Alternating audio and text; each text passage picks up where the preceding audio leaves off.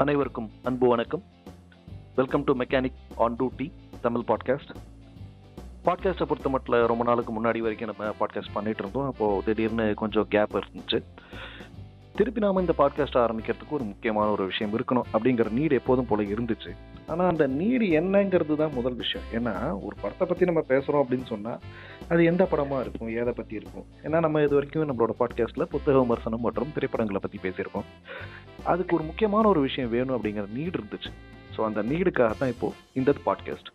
இந்த பாட்காஸ்ட்டில் நாம் தனியாக பேச போகிறதில்ல, நம்மளோட இணைந்திருக்கிறார் நம்மளோட நண்பர் ராம். வணக்கம் ராம், எப்படி இருக்கீங்க?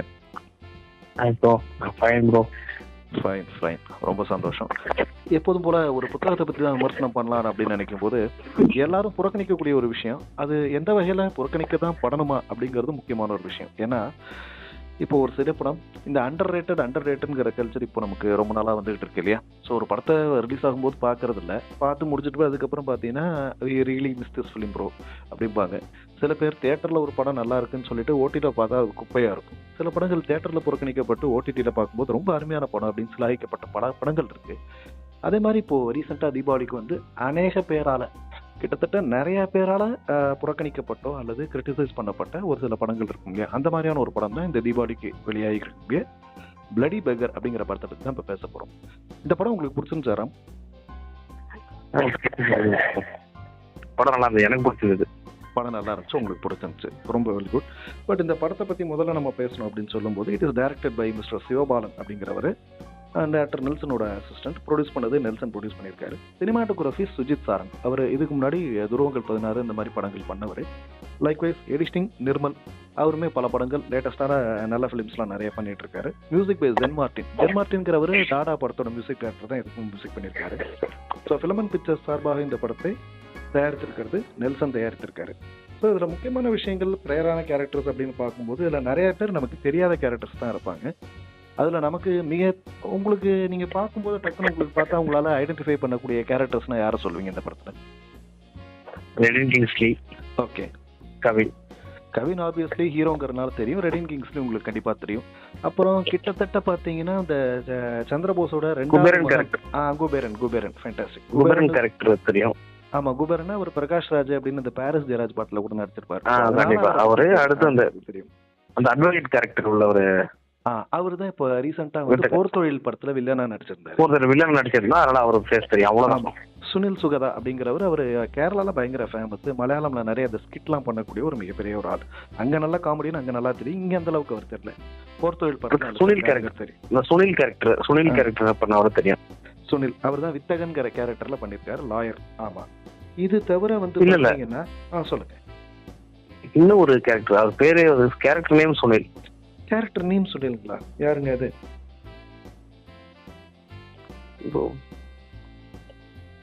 ஆக்சுவலா இல்ல, சுனில் சுகதாங்கிறதா பேரு, வித்தகன் லாயர் அவர் தான். அப்புறம் இதுல ஒரு முக்கியமான ராதா ரவி இருக்காரு. ஆனா கேமியா பெர்ஃபார்மன்ஸ்ங்கிறனா அதை நம்ம மென்ஷன் பண்ண மாட்டோம். இதை விட ஆமா, கிளைமேக்ஸ்ல வந்திருப்பாரு. நடுப்புற இந்த போட்டோலாம் ரொம்ப ராயலா இருந்தாரு, பார்க்க நல்லா இருந்துச்சு. இதுல முக்கியமான ஒரு ஆளை மிஸ் பண்ணிட்டோம். நம்ம யாருன்னு கேட்டீங்கன்னா பிரைஸ் டாக் எங்கடா?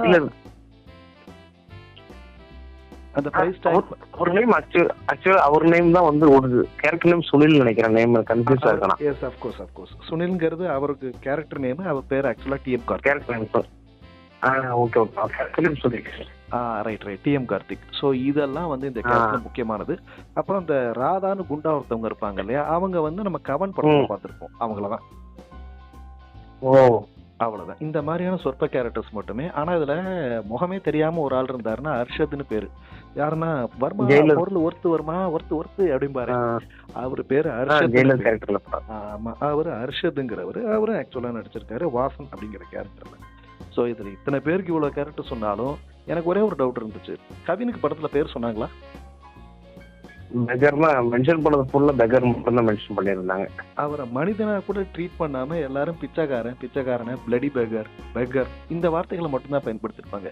இதுவே இந்த படத்துல ஒரு அருமையான ஒரு அண்டர் ரேட்டடான ஒரு விஷயம் சொல்லுவோம். ஒரு ஹீரோ படம் ஃபுல்லா இருக்காரு, அந்த படம் ஃபுல்லா ஓடுற ஒருத்தரோட பேரை தெரிஞ்சுக்கிறதுக்கு கூட விருப்பம் இல்லாத 4 மோசமான ஆட்களோட அவர் டிராவல் பண்ணா என்ன ஆகும் அப்படிங்கறதான கதையே. இந்த மாதிரியான ஒரு ரூத்லெஸ்ஸான கதையை வந்து ஸ்லாஷர் ஃபிலிம்னு இங்கிலீஷ்ல சொல்லுவாங்க. அது இங்க நிறைய பேருக்கு வந்து புரிஞ்சுச்சா புரியலையாங்கிறது தான் முதல் பிரச்சனை இல்லையா? நீங்க இந்த மாதிரி ஸ்லாஷர் ஃபிலிம்ஸ் எதாவது பார்த்துருக்கீங்க? நான் அந்த மாதிரி மூவிஸ்லாம் ஒன்றும் பார்க்கல. நான் நார்மலா வந்து ஜஸ்ட் என்டர்டைன்மெண்ட் மூவி அந்த மாதிரி தான் நான் பார்ப்பேன் ஒழிய. Okay fine. என்டர்டெயின்மெண்ட் ஃபிலிம்ஸ் நம்ம பார்த்தாலும் இந்த மாதிரி நம்ம நிறைய படங்கள் பார்த்துருப்போம். ஒன்றும் இல்லை, இப்போ த்ரில்லர் படம். இப்போ ஒரு வயசான வீட்டுக்குள்ள ஒரு இது ஐயா, கண்ணு தெரியாத ஒரு ஐயா இருப்பாரு. அந்த வீட்டுக்குள்ள போனோம்னு பார்த்தீங்கன்னா அவங்க எல்லாம் திருடணும்னு நினைப்பாங்க. அவர் பார்த்தா விட்டு எல்லாரையும் விரட்டுன்னு விரட்டுவாரு. ஸோ இந்த மாதிரி ஒரு பூட்டப்பட்ட ஒரு அறையோ. சொல்லுங்க. டோன்ட் பிரீத், நான் சொல்றது ஹாலிவுட் மூவி. அந்த டோன்ட் பிரீத் தான் பார்த்துருக்கேன் நான். ஆமாம், டோன்ட் பிரீத்தை பார்க்கும்போது என்னன்னா, பூட்டப்பட்ட ஒரு அறை, பூட்டப்பட்ட ஒரு வீடு, அதுக்குள்ள வந்து 4 பேர் ஒருத்தரை விரட்டுனாங்கன்னா அவன் தப்பிக்கிறதுக்காக அவன் சர்வைவல் மூவி. இவ்வளவுதான். இதைதான் நமக்கு ஸ்லாஷர்னு, இதைதான் நம்ம ஸ்லாஷர்னு சொல்லுவாங்க. ஸோ இந்த படத்தை நான் எப்படி ஆரம்பிக்கணும், இந்த படத்துல என்னென்ன விஷயங்கள் பிடிச்சிச்சுன்னா, நம்ம ஏற்கனவே சொன்ன மாதிரி ஒரு பேரை, தன்னோட பேரை கூட அவனால சொல்லிக்க முடியாத ஒரு இடத்துல இருக்கக்கூடிய ஒருத்தனை கொலை பண்ணணும்னு சொல்லி இத்தனை பேர் துரத்தக்கூட. அதே மாதிரி இந்த படத்தோட ஒவ்வொரு கேரக்டரை பற்றி நம்ம இண்டிவிஜுவலாக டிஸ்கஸ் பண்ணும்போது எனக்கு ரொம்ப இதுவாகவே இருந்துச்சு. So starting from the order நம்ம கவின்லேருந்தே போகலாம். ஆனால் இதில் ஒரு ரொம்ப முக்கியமான விஷயம், படத்தில் எத்தனையோ பேர் படத்துக்குள்ளேயே வீட்டுக்குள்ளேயே இறந்து போகிறாங்க. இதில் ஸ்பாய்லரை பற்றி நம்ம கவலைப்பட தேவையில்லை. ஏன்னா படம் ஓடிடிலே ரிலீஸ் ஆயிடுச்சு அப்படிங்கிறதுனால அந்த படத்தை பற்றி நம்ம பேசலாம். கண்டிப்பாக அதை பற்றி நம்ம பேசலாம். இதில் ஏகப்பட்ட விஷயங்கள் நான் என்ன சொல்ல வரணும்னா, இந்த படத்தில் ரெடின் கிங்ஸ்லி கவின் கண்ணுக்கு மட்டும் ஏன் தெரியணும்? இது ஒரு கேள்வி நிறைய பேர் கேட்டாங்க இல்லையா? அதுக்கான கேள்வி படத்திலே, அந்த கேள்விக்கான பதில் படத்திலேயே இருக்கு. எப்படி இருக்கு? அவர்தான் பாதிக்கப்பட்டவர், அவர் மாதிரியே பாதிக்கப்பட்டவரா இருக்கலாம். கண்டிப்பா கிடையாது. இந்த படத்திலேயே இருக்கக்கூடிய ஒரே நல்லவர் அவர் ஒருத்தர் மட்டும்தான். அவர் கண்ணுக்கு மட்டும்தான் அவர் தெரிவாங்க. அவ்வளவுதான், முடிஞ்சு போச்சு. இந்த படத்துல 2 பேர் மட்டும்தான் நல்லவர்கள். ஒன்னு கவின், இன்னொன்னு ரெடின். ஒருத்தர் இறந்து போயிடுறாரு, இன்னொருவோட நல்லவனோட ஒருத்தன் கண்ணுக்கு மட்டும்தான் தெரியறாரு. அந்த வீட்டுல பணத்துக்கு ஆசைப்பட்ட அத்தனை பேரும் இருக்காங்க. இவங்களை கம்பேர் பண்ணும்போது அததான் கவின் கடைசியில சொல்றாரு, டேய் நான் பிச்சைக்காரன் இல்லடா, உண்மையிலே பிச்சைக்காரன் நீங்களாம் தான்டா அப்படின்னு சொல்லி அவர் சொல்றதுக்கான காரணமும் அதான். அவரோட ஆசைகள் தேவைகள் ரொம்ப கம்மியாக இருக்கலாம், ஆனா அந்த வீட்டுல அவரை சுத்தி தேடின அத்தனை பேய்களும் இருக்கு இல்லையா, அதெல்லாம் மனித ஜென்மங்களே இல்லை, பேய்கள் அப்படிங்கறதான் இந்த படத்தோட மெயின் பிளாட்டே. எனக்கு உங்களுக்கு இந்த படத்துல ரொம்ப பிடிச்ச கேரக்டர் டிசைனா எதை சொல்லுவீங்க? எனக்கு ரெடின் கிங்ஸ்லி கேரக்டர் ரொம்ப பிடிக்கும். ரெடி கிங்ஸ்லோட கேரக்டர் ரொம்ப பிடிச்சிருந்துச்சு. Very good. ஸோ இதை விட நம்ம இன்னும் சொன்னா ஒவ்வொரு கேரக்டருமே பையன் கேரக்டர் இல்ல, ஒரு சின்ன ரோல் தான். அந்த சித்தார்த் கேரக்டர் பண்ணி இந்த சின்ன பையன் இருப்பாங்களா, அந்த கேரக்டர் ரொம்ப பிடிச்சிருச்சு. ஆமா ஆமா, உண்மையில அந்த ஆரம்பத்துல இருந்து நல்லா ஹியூமர், 2 பேருக்குள்ள ஹியூமர் நல்லா ஒர்க் அவுட் ஆயிருந்து நல்லா. ஆமா ஆமா ஆமா ஆமா. சித்தார்த் கேரக்டர்னா சந்துருவோட பையன் சித்தார்த்துங்கிறது ராதாரவியோட சின்ன பையன். ஃபர்ஸ்ட் வருவார்ல இன்ட்ரோடக்ஷன்ல, அந்த கேரக்டர் பேர் தான் சித்தார்த். நீங்க சொல்றது இவரோட 2வது பையன் இருப்பார் இல்லையா, அவரோட பையன், அதாவது பிருத்திவிராஜோட பையன். Okay okay okay okay okay, அவரோட பையன் கேரக்டர். இதுல என்ன நிறைய கேரக்டர் நேம் கன்ஃபியூஸ் ஆகுது. வேற இந்த படத்தோட பிரச்சனையே அதுதான் நான் பாக்குறேன். ஏன்னா இது இவ்வளவு நல்ல ஒரு பிலிம்ல வந்து என்ன ப்ராப்ளம் நம்ம ஃபீல் பண்றோம் அப்படின்னு கேட்டீங்கன்னா, ஒரு படத்துக்கு கேரக்டர்ஸ் இருக்கலாம், ஆனா இவ்வளவு கேரக்டர்ஸ் இருக்கும்போது நமக்கு வந்து என்னன்னா எந்த கேரக்டரை ஃபாலோ பண்றதுங்கிற ஒரு பெரிய இஷ்யூவே வந்துச்சு. ஸோ அதனால அதுதான் இந்த படத்துல நான் பார்த்த ஒரு முக்கியமான ஒரு பெரிய இஷ்யூவா நான் அதுல பாக்குறேன். ஆனா என்னை பொறுத்த மட்டும் இந்த படத்துல ஒவ்வொருத்தரோட அந்த கேரக்டரை பத்தியும் ஓரளவுக்கு தெளிவா பண்ணது நம்ம அருணோதயன் ரிவ்யூல நல்லா பண்ணியிருந்தார். அவர் ஒருத்தர் தான் இதை ப்ராப்பரா சொன்னாரே தவிர வேற யாருமே இதை வந்து ப்ராப்பரா சொன்ன மாதிரி தெரியல. ஆஸ் யூஷுவல் நமக்கு வந்து இந்த நீல சட்டக்காரரு அவர் இவருன்னு எல்லாருமே படத்தை கழுவி ஊத்திருந்தாலும் இந்த படத்தோட உண்மையான இன்டென்சிட்டியை வந்து தெளிவா சொன்ன ஒரே ஒரு ஆள் யாருன்னு கேட்டீங்கன்னா நம்ம அருணோதயன் சிம்பிள் தான். அவர் மட்டும்தான் அதை ரிவ்யூ பண்ணிட்டாரு. இந்த படத்துல எனக்கு அதே மாதிரி நீங்க சொன்ன மாதிரி ரெடின் கேரக்டர் பண்ண மாதிரி இது எவ்வளவுக்கு எவ்வளவு வேஸ்டட். ஏன்னா இதுல படத்துல நான் சிலாகிக்கக்கூடிய சில மொமெண்ட்ஸ் இருக்கும் இல்லையா, அந்த மொமெண்ட்டை பத்தி நம்ம இதுல டிஸ்கஸ் பண்ணலாம்னு நினைக்கிறேன். முதல் விஷயம் என்னன்னா, அந்த குண்டா இருக்கக்கூடிய லேடி இருக்காங்க இல்லையா, அந்த லேடி வந்து அந்த இதுல குத்து ஜாவலின்ல குத்துற சீனை வந்து காமெடின்னு நீங்க பார்த்து பேசிட்டு இருந்தா அது கண்டிப்பா காமெடியே கிடையாது. ஏன்னா அந்த படத்துக்கு அந்த சீனுக்கு முதல் சீன்ல தான் அவங்க தெளிவா சொல்லியிருப்பாங்க, இந்த மாதிரி ஒரு ஆளோட இருக்கிறது இந்த வாழ்க்கையே வேஸ்ட், நீ தயவு செஞ்சு போயிடுன்னு அவருக்கு ஒரு அட்வைஸ் கொடுக்கும்போது என்னமோ பெரிய லாடு மாதிரி இந்த காசுலாம் இல்லைன்னாலும் நான் அவரோட தான் இருப்பேன் அப்படின்னு அந்த பொண்ணு பேசிட்டு அடுத்து 30 கோடி ரூபாய் கிடைக்க போகுது, காசு கிடைக்க போகுதுன்னு அவங்க வந்து குத்துறதுக்கு போறாங்க பாத்தீங்களா. அந்த காரணத்தினாலதான் அந்த லேடி அவங்கள கொல்றாங்களே தவிர வேற எதுக்காகவும் கொல்லல. இதுதான் கர்மா. அதாவது என்ன சொல்றாங்கன்னா, கர்மா இஸ் பூமரான்னு சொல்லும் போது அது வரைக்கும் என்னமோ ரொம்ப நியாயமா பேசிட்டு இருந்தாரு. காசு வந்தாலும் எவ்வளவு கிரீடா மாறுறாங்கிறது. அதே மாதிரி படத்தை பொறுத்த மட்டும் ஒவ்வொருத்தரோடக்கும் ஒவ்வொரு கர்மா இருக்கு. ஸோ அதை தான் வந்து ராதாரவியோட அந்த பேத்தி கேரக்டர் சொல்லுவாங்க, ரொம்ப அழகா சொல்லுவாங்க. உன்னோட கர்மாவை தான் நீ தேடிட்டு இருக்க. இந்த படத்துல இருக்கிற எல்லாருமே ஒரு கிரே ஷேடோட தான் இருப்பாங்க. கவின் தன்னோட பையன்கிட்ட சொல்லக்கூடாத ஒரு முக்கியமான ஒரு உண்மை இருக்கும், அந்த உண்மையை மறைச்சிருப்பாரு. அதுவே அவர் பண்ண மிகப்பெரிய பாவம். அந்த பாவத்துக்கு தான் அவர் வந்து சாகும்போது என்னடா அது தான் பையன்கிட்ட இந்த உண்மையை சொல்ல முடியலையேங்கிற குற்ற உணர்ச்சியில அவர் ஓடுவார். கண்டிப்பா.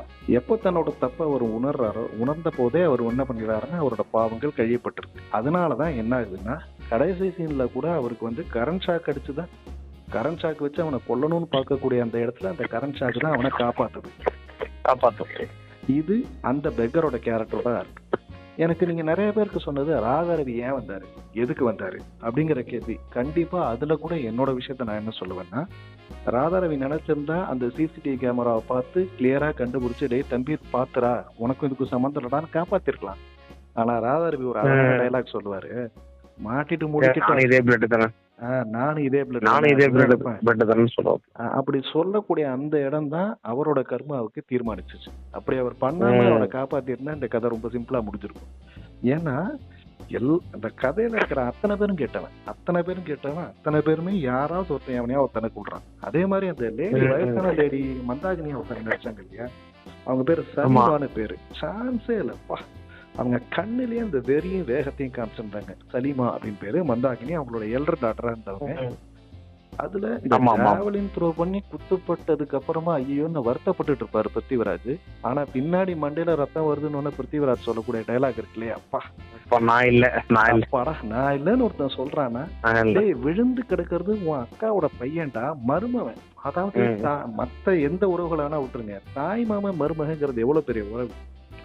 காசுன்னு வந்துருச்சுன்னா தாய் மாமனாவது உறவாவது அப்படின்னு அவன் எப்போ அந்த இடத்துல முடிவு பண்ணாலும் அவனோட கர்மா அங்கேயே ஸ்டார்ட் ஆக ஆரம்பிச்சிருச்சு.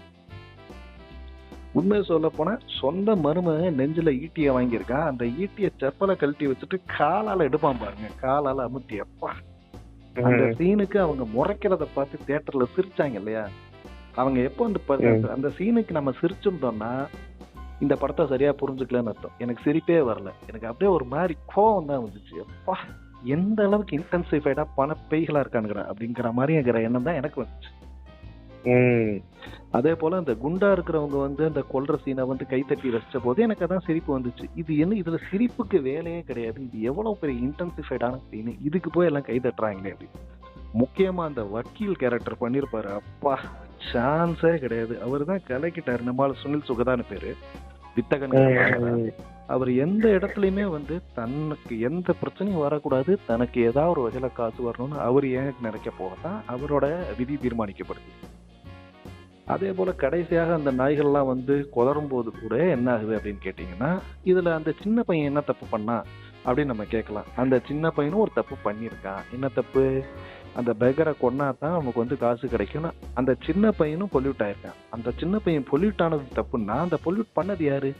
அவங்களோட அம்மா. ஸோ இப்படிதான் இந்த படத்துல ஒவ்வொருத்தரையும் அந்த கர்மா அவங்களை எப்படி துரத்திருக்கிறத பார்க்க முடியும். அதே போல அந்த ஹர்ஷத்தோட கேரக்டர் ஸ்பெஷல் மென்ஷன். பாவம் ராதாரவி என்னென்னலாம் கேரக்டர் நடிச்சாரோ அந்த கேரக்டர் அப்படியே வாழ்றேன் அப்படின்னு சொல்லிட்டு அந்த பையன் பண்றது ரொம்ப ரொம்ப அருமையா இருந்துச்சு, ரொம்ப இருந்துச்சு. கண்டிப்பா அது கொஞ்சம் ஓவர் ஹைப்படா இருந்தாலும் ஒரு மெத்தட் ஆக்டருங்கிறவன் இப்படிதான் இருப்பான் அப்படிங்கிற போர்ட்ரேலுக்காக முயற்சி பண்ணாரு. ரொம்பவே சான்ஸே இல்லை, அருமையா இருந்துச்சு. நாம வந்து very good very good. So இந்த மாதிரியான விஷயங்கள்லாம் நம்ம பார்க்க போகிறோம். அந்த லேடி ஒருத்தவங்க பெர்ஃபார்ம் பண்ணியிருந்தாங்க, அவங்களோட பேர் நம்ம சொல்றது பெட்டர் அப்படின்னு நினைக்கிறேன். ஏன்னா அவங்கள வந்து உருவத்தோடு சொல்லி பார்க்கறது சரியா இருக்காது அப்படின்னு நினைக்கிறேன். ஸோ பிருத்திவிராஜோட ஒய்ஃபாக வர்றவங்க, குபேரனோட ஒய்ஃபாக வர்றவங்க திவ்யா விக்ரம் அப்படின்னு பேர். ஸோ அவங்க தான் இதை பண்ணியிருக்காங்க. திவ்யா அப்படின்னே எடுத்துப்போம். ஏன் நம்ம தேவையில்லாமல் குபேரனோட ஒய்ஃப் அப்படின்னு சொல்லி திவ்யா அப்படிங்கிற கேரக்டர் சொன்னால் கரெக்டாக இருக்கும்னு நினைக்கிறேன். Okay, well and good. So அதே மாதிரி மற்றபடி உங்களுக்கு ரசித்த கேரக்டர்ஸ், வேற ரசித்த மொமெண்ட்ஸ் என்னென்னு சொல்லுவீங்க? இன்னும் சொல்ல போனால் அவரோட ஒய்ஃபுக்கும் அந்த கனிங்கிற கேரக்டருக்கும் அந்த பெக்கருக்கும் இருக்கக்கூடிய அந்த கேரக்டரைசேஷன் கூட ரொம்ப அழகாகவே இருந்துச்சு. அந்த லவ் போர்ஷன் சூப்பரா இருக்கும், ரொம்ப நல்லா. அதுவும் ஆக்டிங் சீன் வந்து ரொம்ப நல்லா இருந்தது. ஆக்டிங் சீன் பண்ணியிருந்தப்ப ரொம்ப எமோஷனல் சீன் நல்லா இருந்தாங்க, நல்லா இருக்கும். அதே தான் வந்து நிறைய பேர் சொன்னாங்க. அந்த ஆக்சிடென்ட்ல இந்த பசங்க எல்லாம் இன்வால்வ் ஆயிருக்காங்கிறது தெரிஞ்சுமே எப்படி அந்த பையன் வந்து பேசினாப்லன்னா, அது இருட்டு ஷாட்ல தான் காமிக்கப்பட்டிருந்துச்சு. அந்த பிரச்சனையில நடுப்புற ஒரு கார் வந்து இடிச்சிச்சுங்கிறது மட்டும்தான் கவினால கண்டுபிடிச்சிருக்க முடியும். நம்பர் கூட நோட் பண்ணியிருப்பாராங்கிறது டவுட்டு தான். அப்பயுமே என்னதான் நாட்டுல 1000 கார் வருது, அந்த கார்ல இது என்ன பெரிய விஷயமானா, அதுதான் சொல்றோம். அது அவங்க தாத்தாவோட ஸ்பெஷலான புடிச்ச car, favourite car, vintage car. அந்த ஒரு ரீசன்னால தான் அவரால் ஞாபகம் வச்சுக்க முடிஞ்சே தவிர, இவங்க முகத்தெல்லாம் அந்த நேரத்துல எப்படி அவர் ஞாபகம் வச்சிருப்பாரு அந்த ஆக்சிடென்ட் சீன்ல. அதே மாதிரி பையனுக்காக அவர் சிங்கிள் ஷாட்ல கவின் அழக்கூடிய சீனு. அதுல பாத்தீங்கன்னா கேமரா பார்த்து பேசிக்கிட்டே இருப்பாரு. கண்ணு வந்து பாத்தீங்கன்னா சிமிட்டவே சிமிட்டாது. கண்ணு சிமிட்டாம நடிச்சிருப்பாப்புல. அதெல்லாம் ரொம்ப எமோஷனலி கேரிடான ஒரு சீன்ஸா இருந்துச்சு. அப்புறம் இதுல முக்கியமான கேரக்டர் ரோஹித்ங்கிறவர் பண்ணியிருக்காரு. ருத்ரன் பெரிய பையனோட சன்னா பண்ணியிருப்பாரு அவரு. ஸோ இந்த மாதிரியான கேரக்டரைசேஷன்ஸ் எல்லாமே ரொம்ப அழகா இருந்துச்சு. இப்போ கூட என்னன்னா சித்தப்பா வந்திருக்காருன்னு எல்லாரும் பயப்படுறாங்க.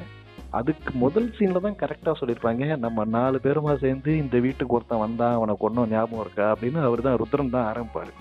இதுதான் ருத்ரனோட கர்மா.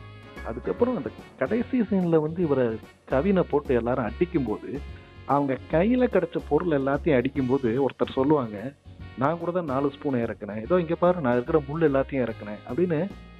ஒருத்தனை கொலை பண்ணும்போது கூட, ஒருத்தனை இது பண்ணும்போது கூட, டார்ச்சர் பண்ணும்போது கூட அவங்களோட பங்குக்கு என்னென்ன செய்யணும் அப்படிங்கிற அந்த ஆக்டிவிட்டி சொன்னாங்க பாருங்க.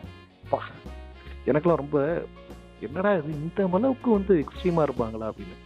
அதே மாதிரி இந்த படத்தை பத்தி எல்லாரும் பேசக்கூடியவங்க என்ன சொல்றாங்க அப்படின்னா, பணக்காரங்கனால இப்படிதான் இருப்பாங்களா அப்படிங்கிற மாதிரி போர்ட்ரேல் பண்ற மாதிரி இருக்கு. இல்லை, இந்த படத்துல இருக்கிற அந்த 4 பேரும் யாருங்கிறத படத்தோட முதல் ஷாட்லயே தெளிவா சொல்லிட்டாங்க. இந்த 4 பேரை பத்தின கதை தான் இது, இல்லையா? ஆமா, அவ்வளவுதான். இந்த படத்துல இருக்கிற அந்த 4 பேர் மோசமான ஆட்கள்கிட்ட மாட்டிக்கிட்டா என்ன ஆகுங்கிறது தான் கதையை தவிர எல்லா பணக்காரர்களும் இப்படிதான் இருப்பாங்கிற நீர் கிடையாது. அதுலயும் சில சீன்ஸ் எல்லாம் பார்க்கும்போது எனக்கு ரொம்ப பிடிச்ச அந்த உயில் வாசிக்கிற சீன் செமையா இருந்துச்சு. ஹா என்னடா சிரிக்கிற, இப்படி சத்தமாக சிரிக்கணும் அப்படின்னு தாங்க அதுல போட்டுருக்கு, அதனாலதான் சிரிச்சேன் அப்படிங்கிறது. உண்மையிலே அதெல்லாம் இந்த மாதிரி ஃபன்னி மூமெண்ட் நிறைய இருக்கு. எனக்கு தெரிஞ்ச என்னன்னா, படம் ரொம்ப வந்து த்ரில்லரா போகக்கூடாது, ரொம்ப ரூத்லெஸ்ஸா போகக்கூடாதுங்கிறதுக்காக ரெடினோட கேரக்டர் ஆட் பண்ணதான் நான் நினைக்கிறேன். ஆனா ரெடின் கொஞ்சம் சத்தத்தை கம்மி பண்ணி கொஞ்சம் பொறுமையா நிதானமா நடிச்சிருந்திருக்கலாங்கிறது இருக்கு. படத்துல குறைகள் இல்லாம இல்ல, கண்டிப்பா குறைகள் இருக்கு. ஆனா குறை சொல்லக்கூடிய அளவுக்கு இந்த படம் இல்லைங்கிறத என்னால உறுதியா சொல்ல முடியும். உங்களோட கருத்து? இல்ல இது அவ்வளோ worst. நீங்க சொல்றது worstலாம் இல்ல. கண்டிப்பா வந்து நல்ல, கண்டிப்பா மஸ்ட் வாட்சபிள் மூவி தான். மஸ்ட் வாட்ச் தான். உங்களோட எமோஷனல் மூமெண்ட்ல படத்துல? இல்ல, எனக்கு அந்த கார் ஆக்சிடென்ட் சீன் வந்து ரொம்ப கனெக்ட் ஆயிருந்தது. ரொம்ப ஃபீலிங்கா இருந்த அந்த சீனு. உண்மைதான். அடுத்து அந்த அதுக்கு கவினோட சன் கேரக்டர், அது ரெண்டோட பாண்டிங் கிளைமேக்ஸ் நமக்கு ஆல்மோஸ்ட் கிளைமேக்ஸ் தான் தெரியும். அது பையனே இதுதான் நமக்கு தெரியும், கவின் இப்படிதான் பண்ண போறாருங்கிறது தெரியும். பட் எனிஹவ் அந்த பொண்ணோட கேரக்டர் இருக்கு இல்லையா, இப்போ அவங்க ருத்ரனோட பொண்ணே இருக்காங்க. ஸோ ருத்ரனோட டாக்டரா வந்து வசுதாங்கிற கேரக்டர் அக்ஷயா பண்ணியிருக்காங்க. ஆனா வசுதாவோட இறப்புக்கு என்ன காரணமா இருக்கும்னு நினைக்கிறீங்க? அவங்க தான் அவங்களோட கர்மாவுக்கு வந்து நான் பயப்படுறாங்களே, எப்படி அவங்க வந்து இறந்து போற மாதிரி காமிக்கிறாங்க? இல்ல, அது எனக்கு ஐடியா இல்ல. அவங்க தன்னோட கர்மாலேருந்து வெளில வரணும்னு தான் நினைக்கிறாங்க. ஒருவேளை அந்த கார்ல கவினை ஏத்திட்டு அவங்க வெளியில போயிருந்தாங்கன்னா அவங்களோட கர்மா அதோட முடிஞ்சிருக்கும். அவங்க ஏத்திட்டு போறதுக்குள்ளதான் இவ்வளவு பிரச்சனை நடந்து போச்சு. அவங்க என்ன பண்ணுவாங்க? அவங்க மேலதான் மிஸ்டேக் இல்ல. அதுல அவங்க மேலதான் மிஸ்டேக் இல்ல, ஆனாலும் அவங்களால ஒரு உயிர் போயிருக்குல்ல. ஸோ இந்த கணக்கு அவங்களோட கணக்குல முடியுது. ஸோ இந்த மாதிரி ஒவ்வொருத்தரோட கணக்கையும் ரொம்ப அழகா நிதானமா பொறுமையா பண்ணியிருக்கக்கூடிய ஒரு படம் தான் இது. ஆனா நமக்கு தெரிஞ்ச மாதிரியான கேரக்டர் இப்போ எவ்வளவோ பேர் இருக்காங்க. எம்எஸ் பாஸ்கர் மாதிரி ஒரு எவ்வளவோ கலக்கலாம் நடிக்கக்கூடிய ஆட்கள் இருக்காங்க. எம்எஸ் பாஸ்கர் இருக்காரு, அருள்தாஸ் இருக்காரு. இவங்கள மாதிரி ஆட்கள்லாம் நிறைய பண்ணக்கூடிய கேரக்டர் தான் இது. ஏன் இதை மிஸ் பண்ணாங்கன்னு தெரியல. அதே மாதிரி ஒரு முக்கியமான சீன்ல, இந்த சேசிங் சீன்ல எல்லாரும் துரத்திட்டு ஓடும்போது அவங்க சலீமா அவங்களோட பையனை வந்து டேபிள்ல வந்து படுக்க வச்சிருப்பாங்க, இறந்து போன பையனை. அவன் காலை வச்சு ஓடுவாங்க பாருங்க. அப்பா டேய், பணம் வந்துருச்சுன்னா எவன் இருக்கான் எதா இருக்கான்னு கூட பார்க்காம ஒரு டெட் பாடிங்கிற மரியாதை கூட இல்லாம அது மேல காலை வச்சு ஓடுவாங்க. ஸோ எனக்கு என்னன்னா, இந்த படத்தோட ஆச்சரியமே அதான், எப்படி இந்த மாதிரி ஒரு படத்தை வந்து மிஸ் பண்ணாங்க அப்படிங்கிறது. நீங்க ஓடிடியில் பார்த்தா கூட இந்த படத்தோட அனுபவத்தை இந்த அளவுக்கு எடுக்க முடியுமாங்கிறது தெரியல. But theatre, perfect theatre material. மக்கள் மிஸ் பண்ணிப்பாங்க. இருந்தாலும் மிஸ் பண்ணக்கூடாது, ஓடிடிலையாவது அட்லீஸ்ட் ஒரு சில பேர் பார்க்கணும். அந்த மாதிரி சில முக்கியமான விஷயங்களை பற்றி நம்ம ஷேர் பண்ணணும் அப்படின்னு தோணுச்சு. இப்போ வரைக்குமே கூட நம்ம என்ன பண்ணியிருக்கோம்னா சாதாரணமாக தான் சொல்லியிருக்கோம். இதை மைண்டில் வச்சுட்டு படத்தை பார்க்கும்போது இது எந்த அளவுக்கு நமக்கு குவாலிட்டியாக இருக்குது, எந்த அளவுக்கு அவங்க கிளாரிட்டியாக இருக்குது அப்படிங்கிறத பார்க்கணும் அப்படிங்கிறத நம்ம இதில் சொல்ல வர விஷயம். ஓகே, எனி ஸ்பெஷல் மென்ஷன்ஸ், வேறு ஏதாவது விஷயங்கள் ஏதாவது ஸ்பெஷலாக நீங்கள் மென்ஷன் பண்ண விரும்புறீங்களா? இல்ல இதுல வந்து ரிவ்யூஸ்ங்கிறது அவங்கவுங்களோட பர்சனல் ரிவ்யூஸ் இதுல வந்து சொல்ல முடியாதுல்ல. இப்ப பப்ளிக்கா என்ன சொல்றாங்க, அவங்களோட இப்ப படத்தை பத்தி யாரும் கிளியரா சொல்றது இல்ல. அவங்களுக்கு பிடிச்சது பிடிக்குங்கிற மாதிரி தான் இப்ப ரிவ்யூஸ் நிறைய வருது. இப்ப எனக்கு வந்து எனக்கு காமெடி மூவிஸ் பிடிக்கும், சில பேருக்கு பிடிக்காது. ஆமாம், அந்த மாதிரி ரிவ்யூஸ் வந்து பொதுவாக அந்த படத்துல இப்படி இருக்குங்கிற மாதிரி சொன்னா ஓகே. சில அவங்களுக்கு பிடிக்கலன்னா படமே நல்லா இல்லைன்னு சொல்றது என்னை பொறுத்த வரைக்கும் ராங். அது நிச்சயமா நிச்சயமா நிச்சயமா இதை நிறைய பேர் அதெல்லாம் பண்றாங்க. அதுதான். ஏன்னா அவங்களுக்கு பிடிக்குது பிடிக்கல, ஒர்க் அவுட் ஆகுது ஆகலைங்கிறத அடுத்த விஷயம். ஒரு ஸ்க்ரீன் பிளேயோட பேட்டர்ன் எந்த அளவுக்கு இருக்கு, நீங்க இன்னும் ஒன்று பார்த்தீங்கன்னா கூட பாட்டு கூட உறுத்தலா இல்லை. ஸோ கவினுக்கும் அந்த எனக்கு தெரிஞ்சு ரிவ்யூஸ்னா எனக்கு ஃபில்மிகிராஃப்ட் அவரோட ரிவ்யூ நல்லா இருக்கும் எப்பவுமே. அவருமே இந்த படத்தை ப்ராப்பரா டியூ பண்ணல. எனக்கு தெரிஞ்ச இந்த படத்தோட கேரக்டராக ரொம்ப கிளியரா சொன்னது அருணுதயன் மட்டும்தான் எனக்கு தெரிஞ்சு. மற்றவங்க எல்லாம் கொஞ்சம் ப்ராப்பர் டியூவா பண்ண மாதிரி எனக்கு தெரியல. அது அவங்கள நம்ம குத்தம் சொல்லி பிரயோஜனம் இல்லை. ஆனா பொதுஜன வாழ்க்கையிலேருந்து பொது வாழ்க்கையிலேருந்து ஒருத்தவங்க வெளியில போக போக என்ன ஆயிடுதுன்னா அவங்களுக்கும் சினிமாவுக்கான இடைவெளி கூட அதிகமாகுது அப்படிங்கிற மாதிரி தான் தோணுது. இல்ல எல்லாத்துக்கும் எல்லா படம் பிடிக்காதுல்ல. இப்ப 4 படம் வந்து ஒவ்வொருத்தவங்களுக்கும் ஒரு படம் பிடிச்சிருக்கும். கண்டிப்பா ஒவ்வொருத்தருக்கும் ஒரு படம் பிடிக்கும். ஆனா பிடிக்கவே இல்லை, படம் சரியா இல்லைங்கிறத வந்து நம்ம சொல்ல முடியாது. ஏன்னா அவங்க என்ன பிளான் பண்ணி எடுத்தாங்களோ அதை கிளியரா எடுத்துட்டாங்க. ரைட்டிங் லெவலும் ப்ராப்பரா இருக்கு, நடிகர்களும் சான்ஸே இல்லை, எல்லாருமே நடித்த நடிப்புங்கிறது மிக மிக அருமையா இருக்கு. ஆனா என்ன, நமக்கு இருக்கக்கூடிய குறையா தெரியக்கூடியது நமக்கு தெரியாத முகங்கள், நமக்கு நிறைய பேர் தெரிஞ்ச முகமா இல்லை அப்படிங்கிறது.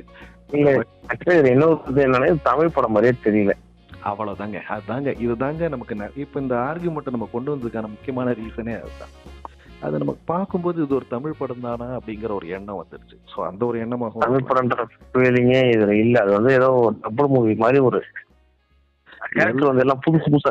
அதனாலதான் இதுல வந்து டபுள் மூவின்ற ஃபீல் வந்துருச்சு படத்துல. இதுல நடிச்சவங்கன்னு கூட பாத்தீங்கன்னா இவரு பிருத்திவிராஜ் ஓரளவுக்கு நமக்கு எல்லாருக்கும் தெரிஞ்சவர் தானே தவிர்த்து, சலீமா நல்லா நடிச்சிருந்தாலும் அவங்க யாரு இதுக்கு முன்னாடி எங்க நடிச்சாங்க நான் பார்த்தது இல்ல, நானும் பார்த்தது இல்லை அதிகமா அவங்கள.